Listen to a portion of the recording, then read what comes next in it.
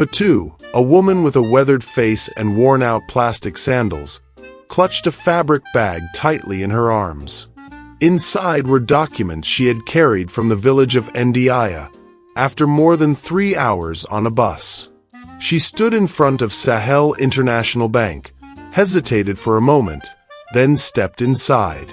The air inside the bank was cool, filled with the scent of expensive perfume and the soft sound of Western lounge music. Fatou blinked a few times to adjust to the lighting. She walked up to the reception desk and gently said, "Good morning. I have an appointment with the partnerships department. My name is Fatou Diagne."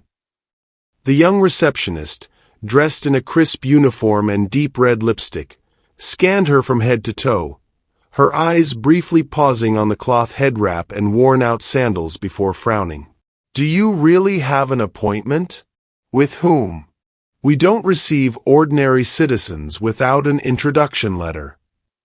I have a confirmation email." Fatou opened her bag and pulled out a clear printout with the name of the contact person and the scheduled time. But the receptionist didn't bother to look. She dialed an internal line, whispered something, then turned back with a mocking smile. "Sorry, but the department you're looking for isn't available today. Please leave." Fatou kept her voice calm. "Could you please check again? I just need 5 minutes." At that moment, a man in a dark blue suit stepped forward. It was Thierry, the operations manager of the lobby. When he saw Fatou, he paused for a second, then turned to the receptionist. "What's going on? This woman says she has an appointment with the partnerships department, but doesn't have the proper paperwork." Thierry nodded and turned to Fatou. "Ma'am, we expect our visitors to be dressed appropriately and follow protocol. If you don't have a guest pass or a letter of introduction, please step outside." Fatou's expression remained unchanged. She slightly bowed her head and spoke softly but firmly. "You don't need to worry. I'll be back. But remember this, don't be too quick to close the door on the one holding the key." Then she turned and walked out, leaving behind faint chuckles from a group of nearby employees. No one noticed that, in a far corner, a young man had recorded the entire scene on his phone. He muttered, "This can't be left to pass." Just a few hours after Fatou left the Sahel International Bank, a video less than 2 minutes long began to spread rapidly across social media. The person who posted it was Malik, a communications student who happened to witness the entire scene from the waiting area. He had only intended to record a moment to highlight the unjust treatment of the poor by financial institutions, but he never expected the video to go viral like this. In the clip, Fatou stands calm, polite yet firm, being turned away simply because she didn't appear affluent. Her final words, "Don't be too quick to close the door on the one holding the key," acted like a spark that ignited public curiosity and outrage.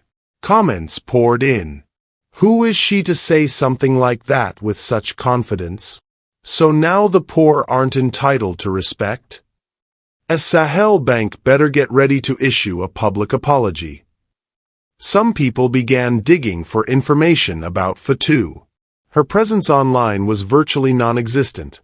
No personal photos, no public profile, which only fueled the speculation. Maybe she's not just an ordinary woman? Major influencers in Senegal, such as journalist Demba Gueye, lawyer Aminata Fall, and even the famous TV host Boubacar, shared the video with a powerful message: "Stop judging people by the shoes they wear." The national TV station aired the story during its evening broadcast, with a bold headline, "Sahel International Bank accused of discriminating against civilian clients, a mysterious woman forces the system to rethink." At the bank's headquarters, operations manager Thierry began to feel the rising tide. His phone rang non-stop with calls from the communications department, the branch director, and even the main headquarters in Abidjan. "Who exactly did you throw out of the lobby, Thierry? Do you have any idea who she is?" The voice of the regional director was sharp and deliberate during a 4 p.m. call. Thierry stuttered. Just a woman in poor clothing. No invitation. Looked like someone from the countryside. You just described the potential strategic partner we've been trying to sign a deal with for the past 3 months. The voice on the other end thundered, leaving Thierry speechless. At exactly 4:40 p.m., just as staff were getting ready to leave for the day, an internal message rang through the system. All managerial staff, report to the conference room on the 12th floor. Emergency meeting. Thierry stepped into the elevator, his heart racing, with only one line echoing in his mind. Don't be too quick to close the door on the one holding the key. At 5:03 p.m., as the Dakar sky turned a deep golden hue, a motorcade appeared in front of Sahel International Bank, stunning the entire street. A black, armored Mercedes SUV rolled to a slow stop. The door swung open, and Fatou stepped out. But this time, she was no longer in a faded old dress.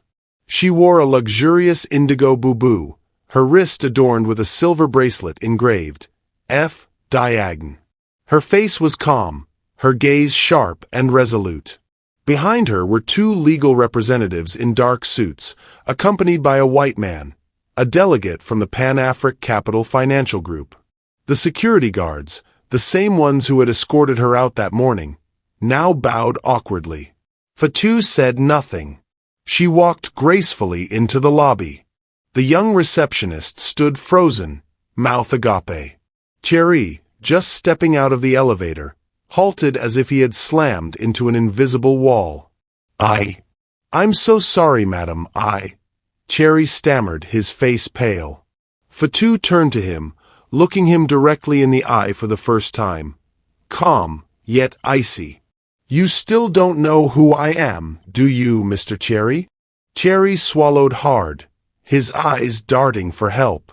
A man in a silk shirt, wearing a regional director badge, Abdoulaye Diop, emerged from the private elevator, rushing over to shake Fatou's hand. Ms. Fatou, we deeply apologize for what happened this morning. It is an honor to welcome you to our headquarters. Fatou nodded politely, her gaze still fixed on Thierry. She turned to the lawyer beside her. Show them the shareholder confirmation. The lawyer pulled out a thick folder and placed it on the counter. The cover page read, Fatou Diagne, principal shareholder, controlling 62% of Sahel Bank's capital via Baobab Vision Capital. The entire lobby fell silent. Fatou turned, her voice clear and unwavering. No need to raise it. I came here this morning as a partner, but I was denied entry because of the sandals I wore. She walked slowly to the center of the lobby, each step pressing down on the false pride of those who judged by appearances. She stopped, surveying the room. This bank doesn't just owe me an apology. It owes every poor person, everyone who's ever been turned away for how they look, a fair correction. Abdoulaye bowed his head. We are ready to listen and change. Fatou glanced at the chair where Thierry had stood that morning. The first step is to change the one sitting in that seat. Thierry stood motionless, his face as white as paper. No one objected. Fatou walked toward the private elevator, needing no guide. As the doors closed, they reflected the image of the woman once cast aside, now rising to the highest floor of power. 21st floor, the main boardroom of Sahel International Bank. A space typically reserved for high-level strategic meetings, reserved for board members, shareholders, and regional power players. Today, the central chair, the seat of authority, was offered to a woman, Fatou Diagne. She sat upright, hands loosely clasped on the table. Her face was calm, without arrogance, yet it held none of the humility from that morning. Across from her sat 12 members of the bank's executive board, including Abdoulaye Diop. Ladies and gentlemen, Fatou began, her voice as clear as blades cutting through dense fog. I did not come here to flaunt power. I came to ask you a simple question. Is this bank still worthy of serving the people of Senegal, or has it become a fortress for those allowed to wear suits and foreign cologne? Silence. Fatou glanced at the screen and gave a small signal to the technician. One by one, data slides appeared. A Baobab Vision Capital, a micro-investment fund operating in 14 African countries, founded by Fatou Diagne. 62% of Sahel International Bank shares are now controlled by Baobab Vision. Fatou Diagne, former student at Cheikh Anta Diop University, raised in the village of Ndiaya, once lived off the vegetables her mother sold at the market. The room held its breath.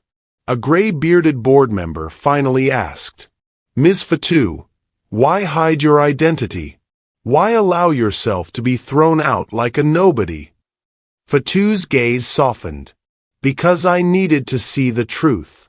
I've traveled this country, seen people from Madam, Ziguinchor, Kaolack denied loans simply because they didn't have an email address or couldn't wear leather shoes.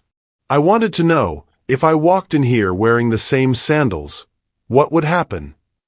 She paused. "And what happened was I was asked to leave." Abdoulaye lowered his head, his voice somber. "We have failed our mission." Fatou nodded.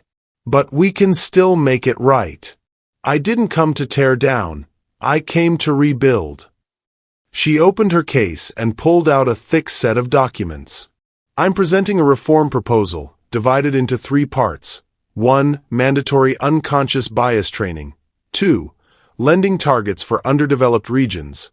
3. Creation of a community access unit, led by someone with lived experience." Another board member spoke up. "And if the board doesn't approve, Ms. Fatou?" Fatou looked directly at him. "Then as the controlling shareholder, I will take it to the General Assembly and show this bank that the trust of the people is worth more than any balance sheet." Silence lingered for nearly a minute. Then, one by one, the members began to nod. "Ms. Fatou, I support this. The proposal is approved." "Fully agreed." Fatou smiled, gently, like the breeze before a harvest. The political and financial battlefield, once cold and rigid, had begun to shift, moved by the woman who was once dismissed for wearing plastic sandals. 2 days after the historic meeting on the 21st floor, an internal hearing was held in the largest conference hall of Sahel International Bank. For the first time in the bank's history, every employee, from security guards and receptionists to department directors, was invited to attend a session of transparency and accountability, chaired by the bank's largest shareholder, Fatou Diagne. The room was packed. Cold white lights cast a stark glow on anxious faces. In the front row, Thierry sat still, his suit rumpled, his eyes distant and dazed. Fatou stepped onto the stage, holding a wireless microphone. Without introduction, she began with a question.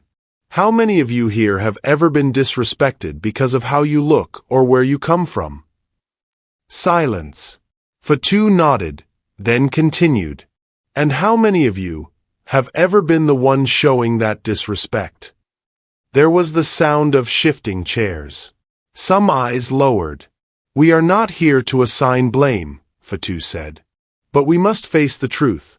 The truth is that Sahel International Bank has unknowingly built invisible walls that shut millions out of the doors of finance." She turned to Thierry. "Mr. Thierry, do you remember what you said to me that morning?" Thierry hesitated. I was just following protocol. And I didn't know who you were." Fatou smiled, not with reproach, but with clarity. "And that's the most frightening part. Not that you didn't know who I was, but that you didn't care to know that I was human." She turned back to the crowd. "We can train employees to handle transactions. But respect cannot be programmed through checklists. It must be lived, learned from experience, and led by the heart."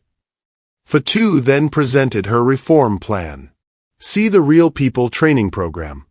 Each employee will spend at least 1 day per quarter in underserved areas, listening to first-hand stories of banking challenges. Creation of a community access division, led by someone who has personally experienced poverty. Lending targets for low-income populations, shifting the focus away from purely commercial profit.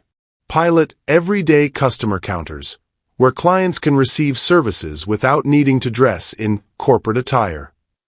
Unexpectedly, an elderly woman in a janitor's uniform stood up. Her name was Isatu, a long-time cleaning staff member. Ms. Fatu, I never imagined a day I'd be invited to a meeting like this. I was once turned away from a customer counter, just for wearing my uniform. But today, I feel seen. The room erupted in applause. Fatu stepped down and walked toward Isatu. Starting next week, you will lead our community monitoring office, with the authority to assess friendliness at every branch. Those who know the pain of rejection know best how to welcome others with their hearts. In a quiet corner, Cherry lowered his head and quietly left his seat. He knew he no longer belonged on the path this bank was taking. Fatu looked up, her gaze unwavering. We may not be able to change the entire world. But if this bank opens just one more door, for one more poor person to walk through, then that is how we make the world better. 2 months after the upheaval at headquarters, Sahel International Bank had taken on a new face. Not just a new plaque with the added slogan, "The People's Bank," but a new atmosphere, where every greeting, every glance, every procedure now carried something deeper: kindness. In a small village in the Kaolack region, a yellow truck pulled into the red dirt town square. On its side was the Sahel Bank logo, and below it, bold letters read, "Mobile Branch, no one left behind." The truck doors opened, and Fatu stepped out. Gone was the corporate attire. She wore a simple cotton dress and a traditional headscarf. Children cheered and ran toward her. Adults bowed their heads, their eyes warm with affection. Behind her was Isatu, now National Community Engagement Supervisor, accompanied by 2 young bank employees. They set up a booth, opened their ledgers, and began the day's first services. Opening savings accounts for vegetable sellers, approving loans for women raising goats, helping young villagers build credit profiles without needing city ID cards. In Dakar, the bank's central branches now featured a small desk labeled, "Ask, we will listen." Beside it was a photo of Fatu, with her quote, "Respect doesn't require wealth. It requires being seen as human." One afternoon, Fatu sat on the porch of her childhood home in the village of Ndiaya. Her mother, Aminata, was rinsing rice by the hearth. The wind carried scents of earth, roasted corn, and the laughter of children. "I never imagined my daughter would grow up to be someone like this," her mother said, stirring the pot. Fatu smiled, her eyes gentle. "Neither did I, Mama. I just wore old sandals. And somehow, the world listened." Somewhere in the city, a new manager welcomed a modestly dressed visitor with a sincere smile. No one was turned away for a worn-out scarf or a thick rural accent. No door was closed because of prejudice. And on the top floor of the bank's headquarters, the main boardroom now bore a new name, the Fatu Diagon Room. Not to honor a wealthy woman, but to remind everyone. A door to finance only matters if it no longer closes on anyone. The world doesn't change because of the suits people wear or the sandals on their feet. It changes because of the hearts that dare to rise after being overlooked, and that dare to open paths for those left behind. Fatu didn't just walk through the door. She changed the way that door is opened. If this story touched you, please like, share, and subscribe to help spread more stories about doors that no longer stay shut. And don't forget to comment your thoughts on this story.